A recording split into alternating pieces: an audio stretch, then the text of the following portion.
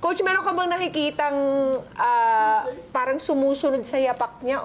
Meron tayong Manny Pacquiao, pero marami ring professional boxers na nagbibigay ng karangalan sa bansa natin. Meron tayong dalawang world champions ngayon, in Melvin Jerusalem and Pedro Taduran. Yes, yung belt nasa kanila. Wow. So they just defended their belts and they won. Yung mga sinasabi natin na pwedeng sumunod sa yapak ni Manny, ito talaga idol niya si Manny, si Mark Magsayo. Sa Amerika, ang balita talaga, one of the fighters to watch out for si Mark Magsayo.